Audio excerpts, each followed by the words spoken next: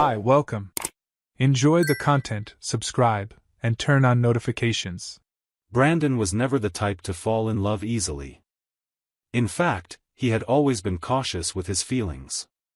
He had experienced a few disappointments and knew how the excitement of the beginning could turn into frustration by the end.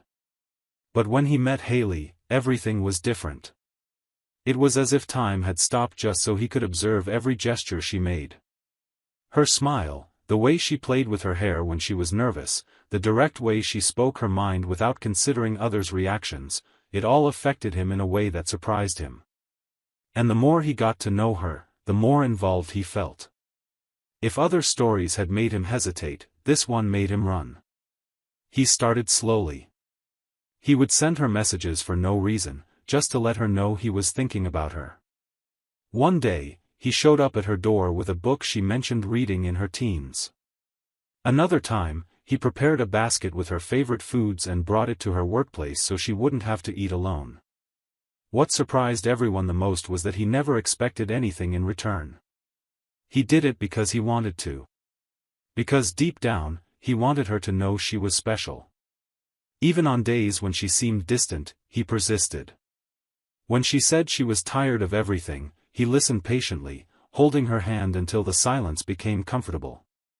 Haley, at first, thought all of this was over the top. She came from a troubled relationship full of empty promises and disappointments. She didn't want to create expectations. But over time, she realized there was something about Brandon that was different. He didn't need to say all the time that he loved her because his actions shouted it. When she got sick and couldn't get out of bed, he stayed by her side for 3 whole days, even though he had important commitments. He canceled everything. He said she came first. Haley was shocked by that level of dedication. No one had ever placed her at the center of everything like that. The dating request wasn't with flowers or speeches. It was with sincerity. He looked her in the eyes and said, "If you let me stay, I promise to make you feel safe. And if I ever fail, I'll try again and again." She cried. And accepted. From that day on, their lives transformed. They bought a simple house but filled it with plans. They painted the walls together, messing up the colors, laughing at the mess. They built memories as the days passed, and soon came the wedding. It was intimate, only with those who truly mattered. Brandon seemed unable to stop smiling. During the vows, he promised to be by her side even during phases when love wasn't obvious and that he'd fight every day to ensure she never felt alone again. Their first child was born a year later. Brandon was the kind of father who woke up in the middle of the night to warm up the bottle and sing songs quietly, even though he couldn't sing. He held the baby so Haley could rest, even after an exhausting day at work. He didn't divide tasks, he took them on as if every part of the routine was as much his responsibility as hers. 2 years later, their second daughter arrived. And the family felt complete. They took photos, went on picnics, celebrated simple dates with homemade cakes and drawings on the walls. Brandon loved to document everything, as if wanting to preserve each little piece of that happiness. But time, as it always does, began to alter the rhythm of things. Work demanded more, exhaustion weighed heavily, and the two started losing some of the connection that had once been so natural. But Brandon kept trying. He bought tickets to shows she liked, even though he didn't enjoy the bands that much. He prepared dinners when she said the day had been tough. He took the kids out for walks just so she could have some time to herself. And still, despite all these gestures, a void began to grow between them. He felt something was off but thought it was just the accumulation of routine. Until that night. Haley seemed strange, her gaze distant, as if she were somewhere else. Brandon felt a tightness in his chest, as if sensing what was coming. She sat on the couch, held a pillow tightly, took a few deep breaths, and then said it. Just a few words. And they were enough to bring everything crashing down. "I got involved with someone else." She said it was impulsive, that it didn't mean anything, that she felt suffocated. That it shouldn't have happened. But for Brandon, it meant everything. Because it dismantled the story he believed he had built with so much effort, so much love, so much care. He stayed silent. He got up, went to the bedroom, grabbed a pillow and a blanket, came back to the living room, and handed them to her. "You sleep in the guest room." He said it calmly, without shouting, without crying. But inside him, something had broken. From that night on, every gesture that had once been filled with affection turned into distance. And even though she apologized, even though she cried, even though she tried to explain, he could no longer listen with the same heart as before. The betrayal, for him, wasn't just about the act. It was about everything it represented. About how much he believed he was enough. About how much he gave himself, believing he was building something solid.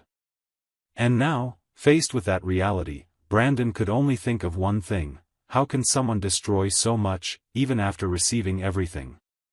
That night destroyed more than just a promise. Haley curled up on the mattress in the guest room as if that could push away the guilt that was crushing her.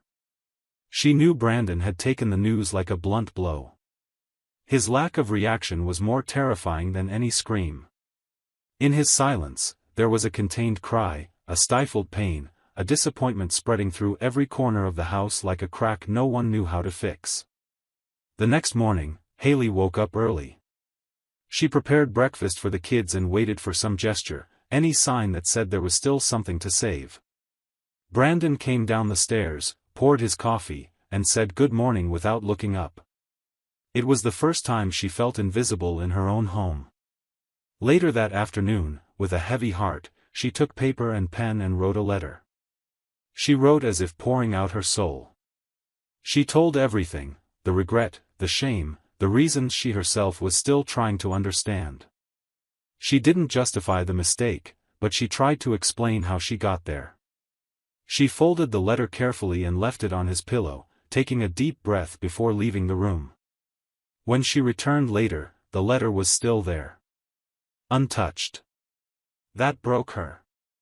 She thought about taking it back but decided to leave it. If he wanted to, he would read it. If he ignored it, that would be another answer. The next morning, while tidying up the kids' room, she passed by his bedroom door and saw the letter was gone. The pillow was smooth, as if no one had slept there. She felt her chest tighten. He had read it. Or at least, he had touched it. And that, as small as it was something. That night, she found the letter folded again, but now on the living room table. On top of it, a note with just 2 words: "I read it." That was enough to make Haley cry in the bathroom for almost an hour. Brandon had read it. He knew everything. But still, he chose to keep his distance. In the days that followed, she tried to hold on to whatever she could. She requested a transfer at work, completely distanced herself from the coworker involved, ignored messages, blocked numbers, changed her routine. She wanted to show with actions that she was still worth it. Brandon noticed. But he didn't react. The only thing that changed was that he started coming home later from work, as if trying to stay out of the house as much as possible.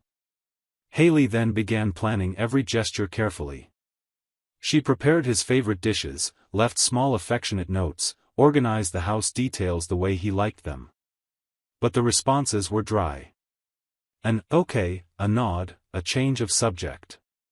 It was like living with someone who had already said goodbye but stayed out of obligation. The most painful part was realizing that he cared for the kids with the same tenderness as always. He smiled with them, played, was present. But when he crossed paths with her, it was like walking through an empty street. The absence of words, touch, eye contact felt like being dead while still alive. And she felt it every second. She suggested couples therapy. He agreed but made it clear, "I'm doing this for the kids." In the first session, Haley opened up. She talked about how she felt before the betrayal, how the routine had swallowed the woman she once was. She spoke about emotional exhaustion, suffocating loneliness, the constant feeling that no one saw her. She said she made a mistake trying to find outside what was hurting inside. The therapist listened. So did Brandon. But at the end of the session, he simply said, "That doesn't change what you did." The sentence fell like a verdict. And even so, she went home with him, sitting in the car as if accepting punishment for something she couldn't fix. The sessions continued. Haley tried to piece things back together, even though it was cutting her fingers. She prepared a special night with old photos of them, music that marked the start of their relationship, a simple cake with his favorite flavor. Brandon came home, looked at the table, and said, "I'm not hungry." He went upstairs and locked the door. She blew out the candles one by one and put away what was left. Then she sat on the couch and stayed there until morning, asking herself if there was still any part of him worth fighting for. And even though she was hurt, her internal answer was still yes. But little by little, her gestures began to be avoided. Hugs bumped into crossed arms. Conversations were limited to the necessary. When she suggested something, he responded with short phrases. When she tried to show affection, he pulled back. The letter that once represented a chance to start over became just another reminder that he had already begun to say goodbye. And now, she was starting to realize that maybe she was fighting alone against something that could only be overcome together. At this point, Haley began living between guilt and attempts. She left the house earlier, came back later, left the kids with their grandparents on some weekends to see if creating space might open a crack between them. But what grew was the silence. And this silence, now, had a name, a story, a weight. And no matter how tightly she held on to everything she still felt, the sensation was that love was trapped in a place where Brandon no longer lived. After months of trying to sustain a relationship that had already crumbled inside, Haley proposed a trip. It was her last attempt. She suggested Hawaii, the place where they spent their honeymoon. She thought that maybe revisiting that scene could reignite something in Brandon. When she told him, she expected rejection, but he simply said they could look at flights. No enthusiasm, no opinion. She understood that he was only going because he felt obligated. She organized everything carefully. She asked Brandon's parents to take care of the kids and planned the trip as a return to the past. She booked the same hotel, chose the same tours, and brought the dress she wore when they first confessed their love. Brandon was polite upon arrival. He picked up the bags, thanked her, and looked at the ocean without emotion. On the way to the hotel, she tried to start conversations, but he responded with short phrases or nods. On the first night, Haley realized, he was only physically present. They repeated the activities from before. They visited the same tourist spots, smiled for others, but between them, there was no connection. Brandon followed the itinerary, participated, but it was as if he were absent. Haley, even so, kept trying. She scheduled a boat ride at sunset. It was the same one from years ago. They sat side by side. She talked about the kids, about how fast they were growing. He responded without emotion. When she leaned her shoulder against his, he stayed still. He didn't pull away, but he didn't react either. Later, she invited him for a walk. They stopped where they once made plans for the future. Haley asked if he believed in fresh starts. He stayed silent for a few seconds, then said that sometimes we try to relive something that no longer exists. She hugged him. He hugged back. And kissed her. But the kiss was different. Without surrender, without urgency. It felt like a goodbye. That night, they slept together. But even in that intimate moment, Haley felt that he avoided looking into her eyes. She realized he pretended involvement while pulling away inside. The next morning, Brandon went for a run. When he returned, Haley waited for him with coffee. They sat together and drank in silence. He didn't mention the night before. He finished, got up, and went to take a shower. The rest of the day passed like a repeated script, without emotion, without reaction. On the last night, Haley prepared dinner in the room. She ordered his favorite dish, played the song from their wedding. Brandon walked in, looked at everything, and said, "You've always been good at setting these things up." During dinner, they talked about light topics. At the end, she approached and asked if he still felt anything. He thought for a few seconds and replied, "Last night, I closed my eyes because if I looked at you, I'd see his face. I tried. But there are images that stick. And that was it." She stayed quiet. That hurt more than any direct response. It was confirmation that he couldn't move forward. She cleared the dishes, blew out the candles, turned off the music. He went to take a shower. Haley stood in front of the mirror, looking at herself and realizing she had lost everything while trying to recover something that no longer existed.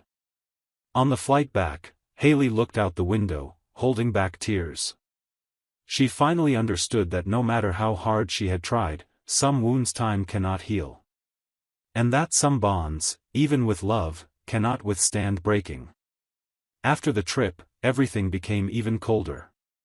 The attempt to rebuild only confirmed what was already clear: the bond between them no longer existed.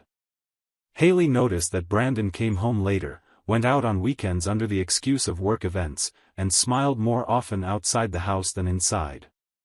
She observed every change closely, trying to understand what was happening. Until one name started appearing frequently in his conversations with the kids: Nicole. First as a colleague. Then as someone fun. Someone who got his jokes, who liked the same shows, who knew how to listen. The way he talked about her was different. There was a sparkle in his eyes. Haley noticed it one afternoon when he told the kids that Nicole also had 2 dogs and that they had played in the park during a company event. This wasn't just casual conversation. It was closeness. The difference was in the small things: the way he smiled, the enthusiasm in his voice. At home, that sparkle hadn't been there for a long time. And Haley felt the pain of being replaced, even though Brandon hadn't said anything directly. It was a silent exclusion.